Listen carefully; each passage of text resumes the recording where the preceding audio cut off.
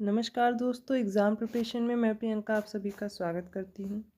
आज की क्लास में हम लोग ईंधन अर्थात फ्यूल पढ़ने वाले हैं। साइंस का मैंने टॉपिक लिया है केमिस्ट्री में रसायन विज्ञान से, जो कि आप देखेंगे पिछले एग्ज़ाम पेपर्स उठा करके देखेंगे तो उसमें कई बार यहाँ से प्रश्न पूछा गया है। तो आज के इस टॉपिक को पढ़ने से पहले मैं बताऊँगी जो भी बच्चे न्यू होंगे इस चैनल पर, उनकी जानकारी के लिए क्लास डेली दोपहर 1 बजे आती है। जीएस सेक्शन के लिए ये क्लास आपके लिए बहुत ही महत्वपूर्ण है, क्योंकि जीएस के सभी सब्जेक्ट्स को मैं यहाँ पर टॉपिक वाइज कंप्लीट करा रही हूँ। एग्ज़ाम पॉइंट ऑफ व्यू से इंपॉर्टेंट टॉपिक मैं पहले करवा देती हूँ। इसके साथ साथ रात को 9 बजे यूपी पीसीएस प्री एग्ज़ाम के लिए टॉप 1000 क्वेश्चन की सीरीज चल रही है। दोनों क्लासेज आप फॉलो करते रहिए। चलिए आज का टॉपिक स्टार्ट करते हैं। सबसे पहले जानेंगे ईंधन होते क्या हैं। तो वे पदार्थ जो जलाने पर ऊष्मा व प्रकाश उत्पन्न करते हैं क्या कहलाएंगे? ईंधन। अब इसमें उदाहरण देखिए कौन कौन से हो गए, जैसे कोयला है, पेट्रोलियम है, लकड़ी है, केरोसिन है। ये सारे किस में आ जाएंगे? ईंधन कहलाएंगे। इसके साथ साथ समझिए यूरेनियम और प्लूटोनियम ये परमाणु ऊर्जा पैदा करने वाले परमाणु ईंधन होते हैं, अर्थात इनसे भी ऊर्जा पैदा होती है। अधिकांश ईंधन कार्बन व हाइड्रोजन के यौगिक होते हैं। किसी ईंधन की 1 ग्राम मात्रा को वायु या फिर ऑक्सीजन में जलाने पर जो ऊष्मा की मात्रा उत्पन्न होती है उस ईंधन का क्या कहलाता है? ऊष्मीमान कहलाता है। किसी ईंधन का ऊष्मीमान जितना अधिक होगा वह उतनी ही तीव्रता से जलता है। तो किसी भी ईंधन के ऊष्मीमान से आप ये पता लगा सकते हैं कि उसकी ज्वलन तीव्रता कितनी है। ईंधन 2 प्रकार के होते हैं, प्राथमिक ईंधन और द्वितीयक ईंधन।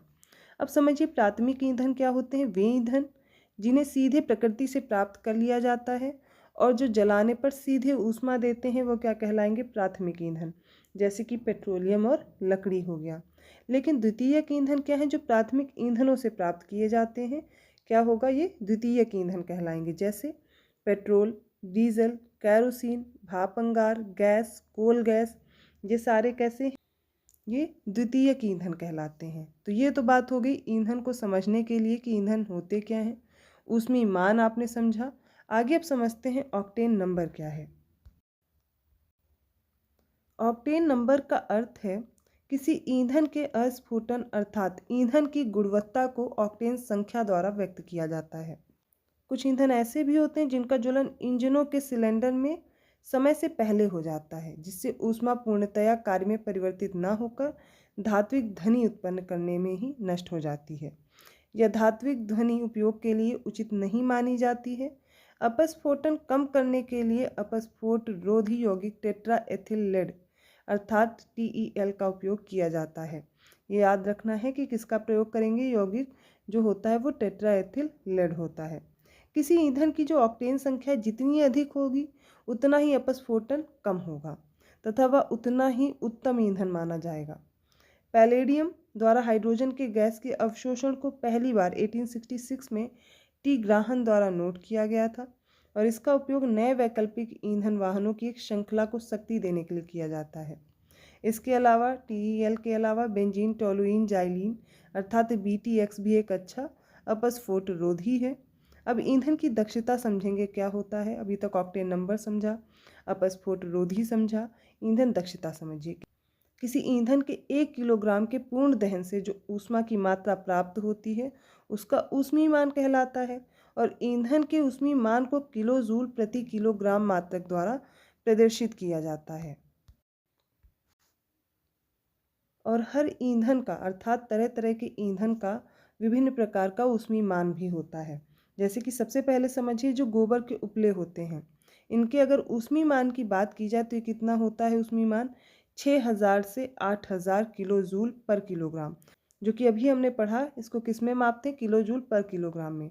अब बात करते हैं लकड़ी की, तो लकड़ी का ऊष्मीमान कितना है? 17000 से 22000 किलो जूल पर किलोग्राम। कोयला का किलो जूल पर किलोग्राम में ही सब दिया गया है, तो कोयला का देखिए 25,000 से 33,000 है।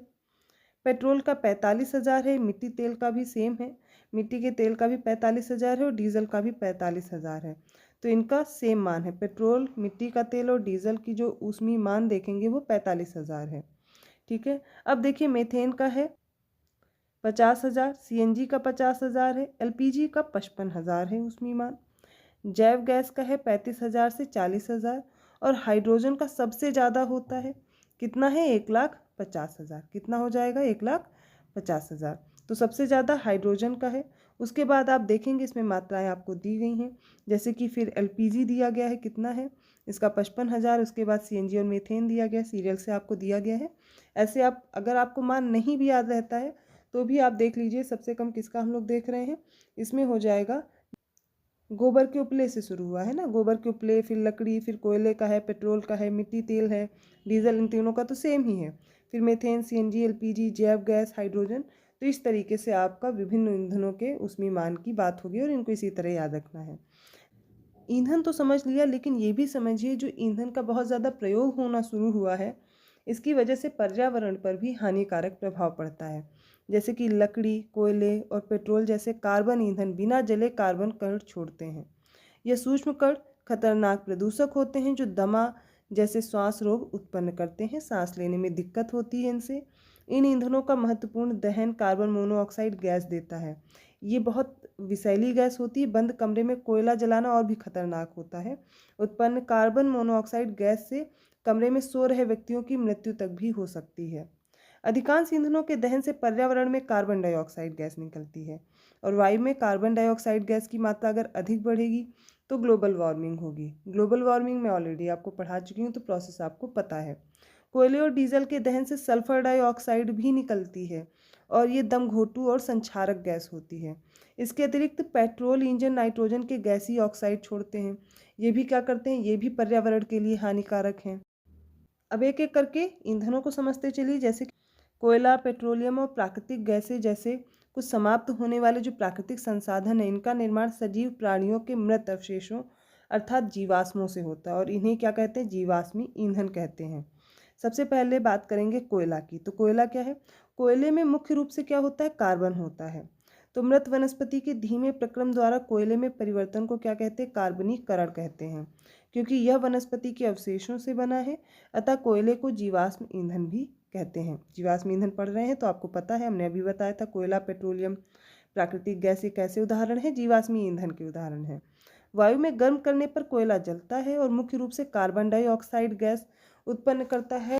तो कार्बन डाइऑक्साइड जैसा कि आप सभी को पता है ये हमारे पर्यावरण के लिए बहुत हानिकारक प्रभाव डाली। वैसे तो हानिकारक गैस नहीं होती जब तक ये जो निश्चित मात्रा है उसमें रहती है। अगर ये बढ़ती है तो क्या करती है, तापमान को बढ़ाने का कार्य करती है, जिसकी वजह से क्या आप ग्लोबल वार्मिंग का इफेक्ट पड़ रहे हो।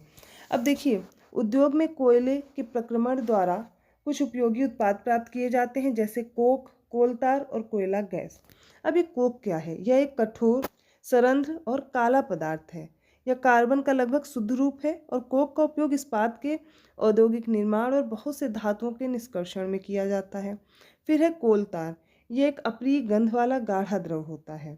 ये लगभग 200 पदार्थों का मिश्रण होता है। कोलतार से प्राप्त उत्पादों का उपयोग प्रारंभिक पदार्थों के रूप में दैनिक जीवन में काम आने वाले विभिन्न पदार्थों के औद्योगिक निर्माण में, उद्योगों में, जैसे कि संश्लेषित रंग है, औषधि है, विस्फोटक है, सुगंध प्लास्टिक पेंट है, फोटोग्राफिक सामग्री है, छत निर्माण सामग्री, इन सब में भी कोलतार का प्रयोग होता है।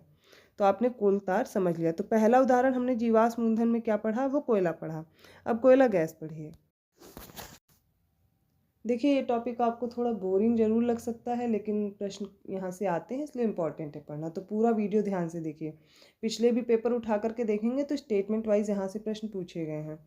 कोयला गैस समझिए, कोयले के प्रक्रमण द्वारा कोक बनाते समय कोयला गैस प्राप्त होती है और यह कोयला प्रक्रमण संयंत्रों के निकट स्थापित बहुत से उद्योगों में ईंधन के रूप में उपयोग की जाती है। पीट कोयले में पानी की मात्रा अधिक होगी, इसलिए यह कैसा होता है, निम्न श्रेणी का है। और जो तलछटों के भार द्वारा पीट संपीड़ित होकर के सहस्रों वर्षों बाद लिग्नाइट का रूप ले लेता है, इसे भूरा कोयला बोलते हैं। पीट की तुलना में अगर बात की जाए लिग्नाइट, इसमें कार्बन का प्रतिशत अधिक होता है। पृथ्वी से लगातार दबाव और ऊष्मा के मिलने से लिग्नाइट बिटुमिनस अर्थात मृदु कोयले में बदल जाता है। यदि दाब एवं ऊष्मा पर्याप्त मात्रा में मिले तो ये फिर क्या होगा, एंथ्रेसाइट कोयला बनेगा, जो कि कठोर कोयला है। यह निर्मित होगा जिससे अत्यधिक ऊष्मा और कार्बन तत्व पाया जाता है। तो आपको याद रखना है सबसे बेकार कौन सा है यार, जिसमें सबसे कम कार्बन की मात्रा, बेकार नहीं बोल सकते, अर्थात जिसमें कार्बन की सबसे कम मात्रा होगी वो पीट कोयला होगा। और एंथ्रेसाइट क्या होगा, कठोर कोयला होगा। जो अत्यधिक ऊष्मा और कार्बन तत्व जिसमें सबसे ज़्यादा पाया जाएगा। ऊष्मा की मात्रा के आधार पर एंथ्रेसाइट कोयले में सर्वाधिक ऊष्मा एवं लिग्नाइट से सबसे कम ऊष्मा होती है। कोयले में सल्फर की मात्रा भी महत्वपूर्ण होती है, क्योंकि कम सल्फर की मात्रा वाले कोयले को जलाने में कम सल्फर डाइऑक्साइड उत्सर्जित होती है, इसलिए यह विद्युत संयंत्रों में ईंधन के लिए सबसे अधिक वांछनीय या फिर उपयुक्त ईंधन है। अब समझिए, अगला ईंधन है पेट्रोलियम। ये एक विशेष गंधयुक्त भूरे रंग का गाढ़ा तेलीय पदार्थ है जो पृथ्वी की चट्टानी सतहों के नीचे पाया जाता है। यह अनेक हाइड्रोकार्बनों का मिश्रण है। पेट्रोलियम की कोटि विभिन्न हाइड्रोकार्बनों के अपेक्षित अनुपात पर निर्भर करती है। इसे कच्चा तेल भी कहते हैं। तेल कूपों से प्राप्त कच्चे पेट्रोलियम तेल को उसके लाभदायक अवयवों अथवा प्रभाजों में पृथक करने का शोधन कहते हैं। पेट्रोलियम का शोधन प्रभाजी आसवन विधि द्वारा किया जाता है और कच्चे तेल एवं प्राकृतिक गैस के भंडार अक्सर समुद्र की तली के नीचे या भूमि पर पृथ्वी की परपटी पर एक साथ पाए जाते हैं। तो ये पेट्रोलियम ऐसा ईंधन है जो आप देखेंगे समुद्र की तली में भी मिलता है, पृथ्वी की जो भूपर्पटी है अर्थात चट्टानों के नीचे भी पाया जाता है। इसके निष्कर्षण के बाद कच्चे तेल को पाइप लाइनों या फिर ट्रकों या जहाज़ों द्वारा रिफाइनरी में भेज दिया जाता है तेल टैंकर के माध्यम से। रिफाइनरी में तेल को गर्म करते हैं, उसको उसके विभिन्न घटकों में पृथक करने के लिए विभिन्न क्वथनांक बिंदुओं पर आश्रित करते हैं।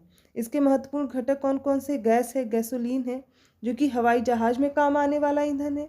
इसके अलावा केरोसिन है, डीजल तेल है, नफ्ता है, ग्रीस है, मोम है और एस्फॉल्ट है। ये इंपॉर्टेंट है, ये याद रखना है आपको। अब जानेंगे नेचुरल गैस अर्थात प्राकृतिक गैस क्या है। तो प्राकृतिक गैस गैसीय हाइड्रोकार्बन एवं अन्य गैसों का मिश्रण है जो प्रायः पेट्रोलियम के साथ साथ तेल कूपों से निकलती है। पृथ्वी पर कुछ क्षेत्रों में प्राकृतिक गैस प्राकृतिक दरारों से या फिर अप्रवेश चट्टानों में छेद करने पर उच्च दाब के साथ निकलती है। प्राकृतिक गैस का मुख्य घटक मीथेन होता है। देखिए यूपीपीसीएस प्री एग्जाम जो कि 2022 वाला हुआ था, वहाँ पे ये प्रश्न आपसे पूछा गया था कि प्राकृतिक गैस का मुख्य घटक क्या होता है। ऑप्शन आपको दिए गए थे, उसमें आपको मीथेन सही करना था। तो आप देखिए प्रश्न तो यहीं से मिलते हैं, आप ये मत सोचिए कि इनसे प्रश्न नहीं पूछे जाते, लेकिन एक एक फैक्ट आपको ध्यान से देखना पड़ेगा।